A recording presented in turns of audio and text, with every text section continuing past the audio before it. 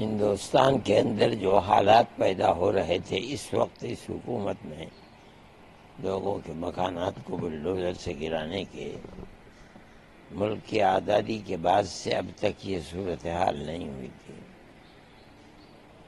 ہم اس سلسلے کے اندر کافی دنوں سے پریشان تھے، اس لیے کہ یہ مسئلہ سب سے پہلے آسام سے شروع ہوا تھا اور وہاں لوگوں کی بڑی بڑی آبادیاں، ہزار آدمیوں کی، ان کے مکانات کو بلڈوزر چلا کر کے گرا دیا گیا اور ان کو کوئی اس کا متبادل کہیں کہیں دے دیا انہوں نے، ورنہ آج تک اس کا متبادل جگہ نہیں مل سکی ہے۔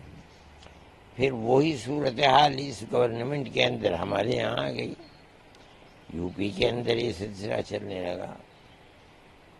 ایسی جگہ بھی ہیں جہاں لوگ کرائے کے مکان میں رہتے ہیں، اس کو گرا دیا۔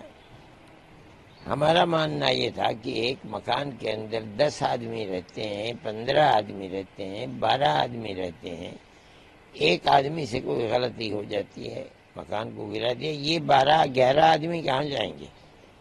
یہ تو بڑی تباہی کی بات ہے۔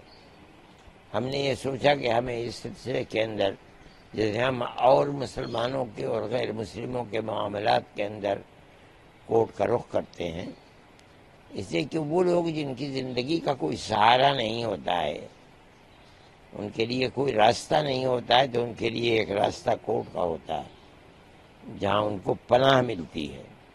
یہ بیچارے ایسے غریب لوگ ہیں، ان کے مکانات کو گرا دیا کہ وہ لوور کورٹ میں بھی نہیں لڑ پاتے ہیں، چاہے کہ سپریم کورٹ میں آ کر کے لڑیں گے۔ اس لیے جمعیت علماء جس طرح ہمیشہ ہندو مسلمانوں کے معاملات کے اندر ایک دوسرے سے کوئی بھید بھاؤ نہیں کرتی ہے، اسی طریقے پر ہم اس کیس کے اندر بھی آئے ہیں اور ہم ان غریب اور بیچارہ لوگوں کے لیے سہارا بننا چاہتے ہیں جن کے لیے زندگی کا کوئی سہارا نہیں ہے اور وہ اپنی شکایت دے کر کے کہیں جا نہیں سکتے ہیں۔ ہمیں اس بات کی بڑی خوشی ہے کہ کورٹ نے ہماری اس بات کو قبول کیا اور سپریم کورٹ نے آج یہ فیصلہ کیا، جب وکیل یہ کہنے لگے کہ مسلمانوں کے ساتھ یہ ہے اور گورنمنٹ کے وکیل نے کہا کہ نہیں ہم نے ہندوؤں کے ساتھ بھی کیا ہے، تو کورٹ نے کھڑے ہو کر کے یہ بات کہہ دی کہ میں ان جھگڑوں کے اندر نہیں پڑنا چاہتا۔ ہماری ایک لائن ہے، ہم 10 نکات کو پیش کریں گے، چاہے ہندو کا ہو چاہے مسلمان کا ہو، جب تک وہ نکات پورے نہیں ہو جائیں گے اس وقت تک کوئی کسی کے گھر کو نہیں گرا سکتا ہے۔ اس میں بڑی اچھی چیزیں ہیں، اس کے اندر یہ صورت بھی ہے کہ اس کو پورا حق دینا پڑے گا کہ وہ کورٹ میں اپنی مدعا کو پیش کر سکتا ہے۔ یہ بہت بڑی چیز ہے۔ اس کا مطلب یہ ہے کہ اب ظلم نہیں ہو پائے گا۔ ٹھیک ہے، ایک تاریخ تک کے لیے مہلت دی ہے کورٹ کے فیصلے کے لیے، لیکن کورٹ نے اس کے ساتھ ساتھ یہ کہہ دیا ہے کہ آج سے لے کر کے ایک تک کسی کے اوپر بلڈوزر نہیں چلایا جائے گا۔ اس دن جو ہمارا فیصلہ ہوگا 10 نکات کا، ہمیں یہ توقع ہے کہ کسی جگہ بھی ان 10 نکات کے ہوتے ہوئے کوئی ظلم اور زیادتی ہو نہیں پائے گی، نہ کسی مسلمان کے ساتھ نہ کسی ہندو کے ساتھ۔ میں یہ سمجھتا ہوں کہ اور لوگوں نے بھی اس کیس کے اندر دخل دیا ہے، لیکن ہم نے صرف ایک صوبے کے لیے نہیں بلکہ ہم نے تو پورے ہندوستان کے لیے ان مسائل کو پیش کیا تھا۔ اس لیے میں یہ سمجھتا ہوں کہ یہ ایک تاریخی فیصلہ ہوگا جو کورٹ کی طرف سے، سپریم کورٹ کی طرف سے ہوگا، اور یہ ہندو اور مسلمان اور ملک کے سبھی بسنے والوں کے لیے ایک بہترین فیصلہ ہوگا اور انہیں بڑی نجات مل جائے گی اس سے۔ کیا امید لگتی ہے آپ کو 1 تاریخ کے بعد جو آپ فیصلہ آئے گا اس سے کیا امید لگتی ہے؟ اس وقت تک جو رخ ہے اس سے ہم یہی محسوس کر رہے ہیں کہ جو 10 نکات ہیں وہ ہر مظلوم کے لیے ایک سہارا بنیں گے انشاءاللہ، اور یہی ہم چاہتے بھی ہیں۔